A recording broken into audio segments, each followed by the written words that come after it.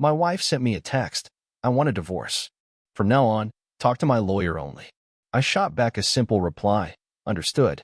After that, I went straight to work, cut off her credit cards, and stopped all the money I was sending her. 3 days go by, and suddenly her lawyer's ringing my phone nonstop, sounding pretty desperate. I'm 39 years old, still trying to wrap my head around everything, mostly just going through the motions, weirdly calm about it all. It all started 3 days ago, that Wednesday afternoon, right in the middle of a busy workday when my phone buzzed. It was Emma, my wife of 12 years, 37 years old, sending me the coldest message I'd ever gotten. She wrote, "Emma, Jake, I want a divorce.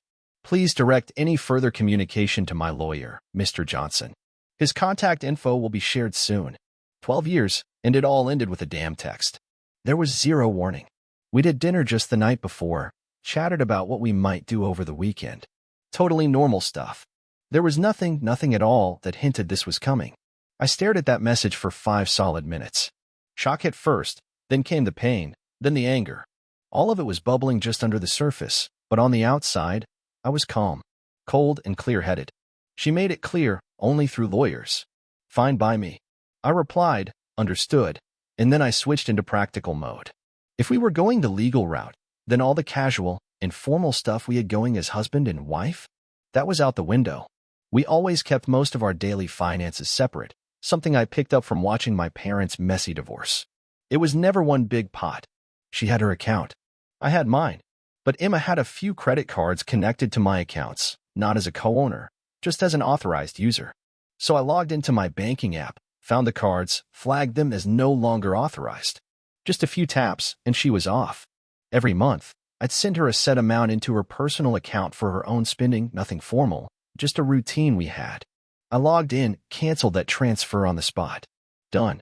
All the shared subscriptions? They were under my name too. So I signed out of every device and changed the passwords. If she wants to watch Netflix or Hulu now, she'll have to pay for it herself. Same goes for the car she drives, it's leased under my name. I didn't cancel the car insurance right away, too risky. I'm not trying to endanger anyone out on the road. But I did make a mental note to talk to my lawyer about transferring the lease, and fast. The gas card? That was tied to one of the canceled credit cards, so it was useless now. All in all, the whole process took maybe 20 minutes.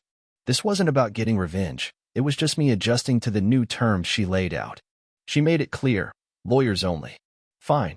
That's the game now. Lawyers don't deal in assumptions. They want formal agreements. And since she officially ended our marriage, everything informal between us stopped mattering. About an hour after her message, I got an email with her lawyer's contact info. I forwarded that straight to Ms. Davis, a highly recommended divorce attorney a colleague had put me on to. I shot her an email explaining the situation. I'd received a text from my wife asking for a divorce and instructing me to speak only through legal counsel. I said I needed immediate advice, how to protect my assets, what to expect, and what the retainer looked like. Then I wrapped up the project I'd been working on and headed home. The house was empty. She must have packed up while I was out. I didn't do much else that night, just slept. A couple of days later, right after lunch, I got a call from a number I didn't recognize.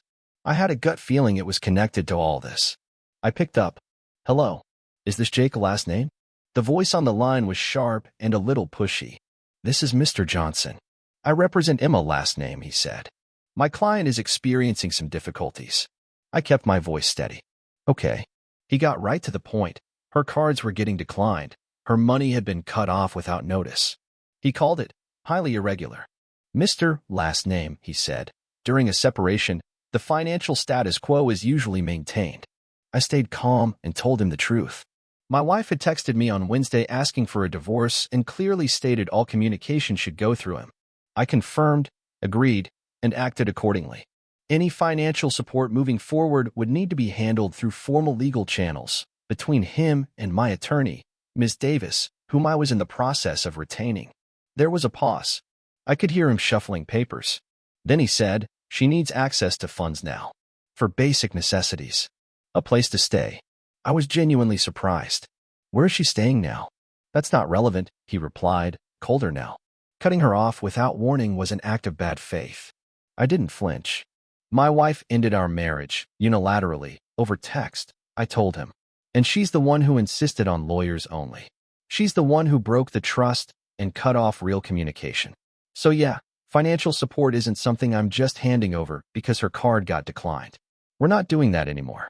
It'll be sorted out legally, not through panicked phone calls. And by the way, those cards? She wasn't even the primary holder. There was a longer pause on his end before he said, stiffly, "My client is requesting emergency financial relief." "Well, that's her right," I replied calmly. "Send the request directly to my lawyer, Ms. Davis. You've got her contact info." "I do," he snapped, clipped and short. "Great. Then we're done here," I said, just following the protocol your client set in motion. "Good day." And he hung up. My heart was pounding after that. The adrenaline finally kicked in, but weirdly enough, I felt validated too. She wanted this cold, legal, and distant. Well, she's getting exactly that. Now I was just waiting on a callback from Miss Davis. This was only the beginning. Update 1 week later. It's been a full week since all this blew up, and yeah, things escalated fast, just like I figured they would. Also, thanks to everyone who messaged or commented. Seriously, it helps to know I'm not losing my mind here. Ms. Davis got back to me the same day I contacted her. Mr. Johnson had already called her too. She's sharp, really knows her stuff. She confirmed I'd handled things logically, based on Emma's message. She told me to start keeping records of everything from now on. The first official move came that Monday. Mr. Johnson filed a formal request for emergency temporary spousal support and exclusive use of the marital home. Keep in mind, she had already left the home. I actually laughed out loud at that one. The amount she was asking for was insane. Like she wanted me to keep paying for her old lifestyle, plus a new place, plus her legal fees. Pure entitlement. She's got it down to a science. Ms. Davis fired back with a much more realistic offer. She proposed a lower amount of temporary support based on needs, not wishes. She also pointed out that Emma had voluntarily left the home, and that my actions were a direct response to her own lawyers-only demand. Then, of course, came the personal attacks. On Wednesday night, my phone lit up with a call from Madison, Emma's best friend. I answered, half hoping I'd get some insight, maybe some explanation. Instead, I got this. "Jake, what the actual fuck? No greeting, no warm-up, just straight into it." "Hello, Madison," I said, exhausted. "Don't you hello Madison me. Emma's sleeping on my couch. You cut her off. She can't even buy groceries, Jake. She's basically homeless now," Madison snapped. I took a breath. "Madison, Emma told me she wanted a divorce, through a text. She said all communication should go through lawyers. I respected that. I've done exactly what she asked." "Bullshit," Madison shot back. "You know she barely works. How's she supposed to survive? She's scared, Jake. Look, Emma works part-time at a coffee shop. It's not much, just enough to cover her fun stuff, like streaming services and the occasional new sofa. Before she even hired a lawyer or said a single word to me, she made her decision. Divorce, no direct contact, lawyers only. I told her, very clearly, that anything involving money would have to go through her attorney and mine. That's not revenge. That's boundaries. She's the one who drew the line in the sand. This was cold and brutal after 12 years, Madison said. She was emotional. She made a mistake. Telling you to go through lawyers was just a mistake. I paused. Was hiring Mr. Johnson also a mistake? Silence. Then Madison said, "She still deserves support." "You're right. I've always taken care of her," I said. "And I would have been willing to talk things through, like adults, if she hadn't dropped a bomb on our marriage by texting me out of nowhere and going straight to legal. She made the rules, Madison. And now we're playing by them. She's gonna bleed you dry," Madison spat. "She'll take you for everything." "She can try," I said evenly. "But everything's being handled legally. That's what attorneys are for. I'm not discussing this with you anymore. Goodbye." And I hung up. So now I'm the villain, just for following instructions. The story Emma's telling paints her as some helpless victim, but it's pure spin. Yesterday, I got a bank alert about an attempted withdrawal from an old savings account. Apparently, we had one joint account from way back that we'd both completely forgotten about. It hadn't been part of our active finances in years, just sat there with about $600 in it. Somehow, Emma found the debit card tied to that account and tried to clean it out. The bank flagged the transaction immediately. It was unusual activity on a dormant account. I went down there right away, told them we were in the middle of a divorce and had them freeze the account until a legal agreement was in place. This wasn't about the money, it was about what she was trying to do, especially while her lawyer was accusing me of acting in bad faith. Ms. Davis actually said this worked in our favor. It showed Emma wasn't just sitting around waiting on the legal process like she claimed. She was actively looking for back doors, trying to grab whatever she could while telling everyone I'd cut her off unfairly. Now we're just waiting on the court date for the emergency support hearing. As far as I know, Emma's still crashing on Madison's couch. Mr. Johnson has to be realizing by now that his client expected a blank check, not reality. The initial shock I felt is long gone. What's left now is a cold, steady resolve. This is going to be rough. No way around it. Update 2. 3 weeks later. Well, it got messy, eh? Shocking, I know. We had the emergency support hearing last week. Emma was there, looking all flustered and clearly avoiding eye contact with me. Her lawyer, Mr. Johnson, tried to paint her as broke and helpless, said I was the villain who ruined her financially. Meanwhile, Ms. Davis, my attorney, kept her cool and laid out the text messages for the court to see. The bank statement showed plain as day that Emma had reached out to the lawyers first. I had already canceled the supplementary cards and cut off any extra spending that was linked to my accounts. Even with the text proving she kicked things off, I was still covering the big stuff: mortgage, utilities, lease, insurance. We had proof. And yeah, she even tried to clean out a dormant joint account we'd both forgotten about right after she sicked the lawyers on me. Her income records came up too. Turned out she did have a part-time job. So no, she wasn't exactly penniless. What she really missed was the extra spending money. The judge didn't buy into Mr. Johnson's sob story and turned to Emma with a simple question. Why didn't you bring any of this up before? She could barely mutter a response, mumbled something, totally nervous. I just sat there thinking, well, I'm not the judge. The judge seemed doubtful, honestly. In the end, he ordered temporary support, but it was way closer to what we'd proposed than what they were asking for. Just enough to cover essentials and a share of her legal bills, none of the extras she used to enjoy. Basically, the judge told her straight up that her own choices, those text messages, and her shady move with the joint account put her in the situation she's in now. I felt like I dodged a bullet that day, but the week wasn't over yet. That was just the warm-up. The real mess, the dirty tricks, were just getting started. First up, I got a call from HR at work. Someone filed an anonymous complaint claiming I was using company resources for my personal legal stuff. Total lie. I'd only used my personal devices and email. They even accused me of acting erratically and being mentally unstable. Thankfully, my boss knows me well. The complaint was vague and didn't stick. HR checked the system logs, found nothing wrong, then had a quick chat with me. I laid out the situation calmly, and they brushed it off. We all knew it was a cheap shot meant to rattle me and mess with my job. Low blow. Ms. Davis pointed out it's hard to trace anonymous reports, but this kind of thing fits a pattern, just another dirty move. Then came trick number 2. Emma's mom called me, crying and angry, full of guilt trips and accusations. How could you do this to her? She said. She's hurting. That judge was unfair. Give her more money, she begged. Think about everything she gave you over the years. I gave her the same answer I always do. Emma made her choice, plain and simple. She wanted everything handled through lawyers, especially the financial stuff, so that's how it had to be. I couldn't talk about anything directly anymore, even if I wanted to. When I told her mom that, she called me heartless and hung up on me. It was pure emotional manipulation, nonstop. They genuinely seemed to believe I'd just keep footing the bill forever. But I stayed grounded and stuck to the facts, even when things got heated. Honestly, their pressure just made things clearer for me. I realized reacting wasn't enough. I needed to take control of the situation, lock things down legally, and close off any paths they could use to keep pulling strings. Everything had to be handled strictly by the book, down to the car. So Ms. Davis sent a formal letter to Mr. Johnson.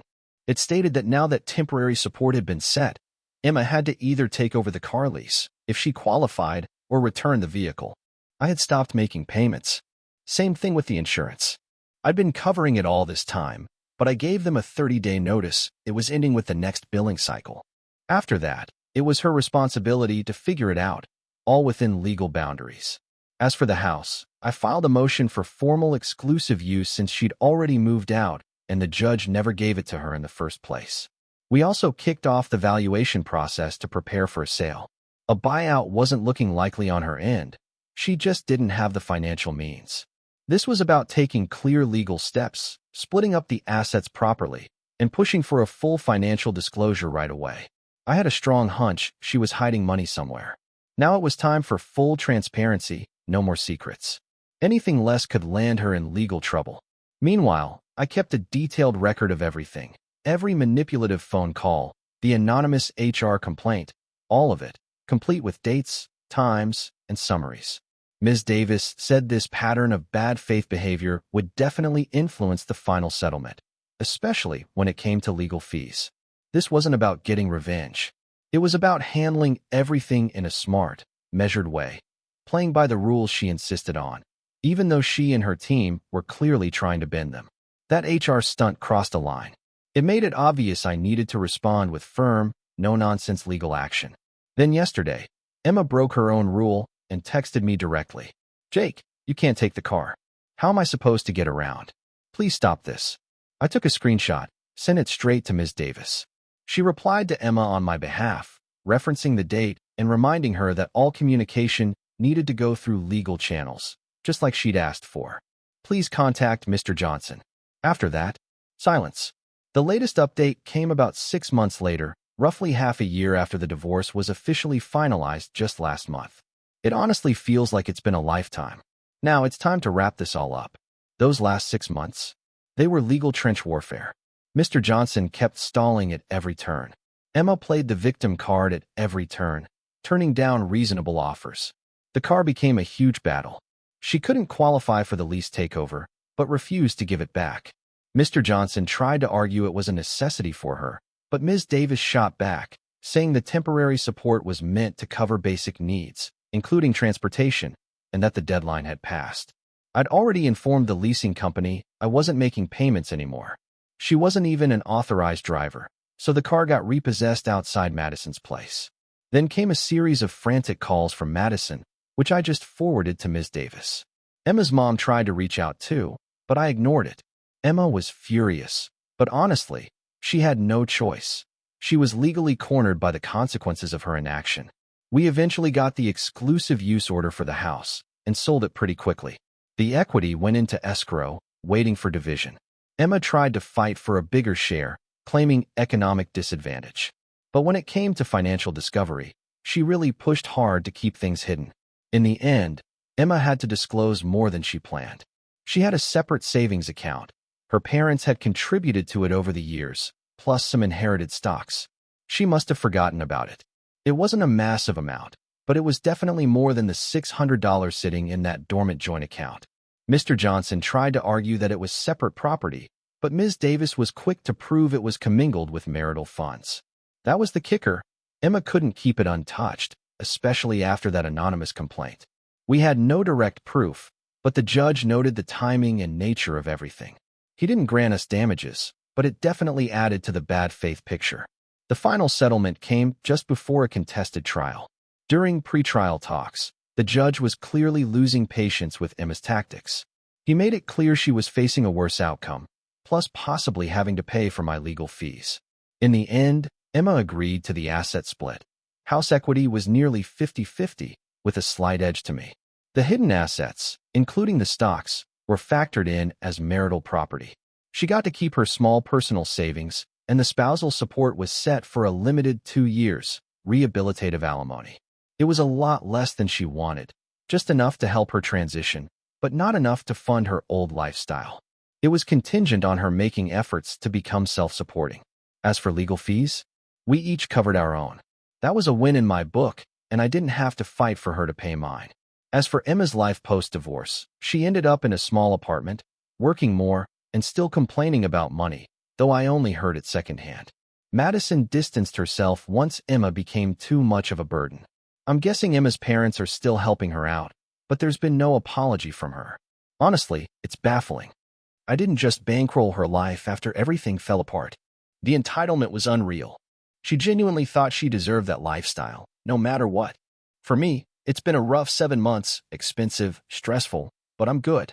Actually, I'm better. Finding peace in closing that chapter was huge. I kept my job, maintained my integrity, and got a fair share of the assets. I learned I can handle crises strategically, hitting the gym, hanging out with friends Emma didn't like, and enjoying my quiet house. No big Hollywood revenge, just steady progress as the consequences of her choices met with logical legal resistance. She wanted everything formal and legal, and that's exactly what she got, along with the cold financial reality of it all. That's enough satisfaction for me. Thanks for letting me vent. It really helped. Now, it's time to move forward.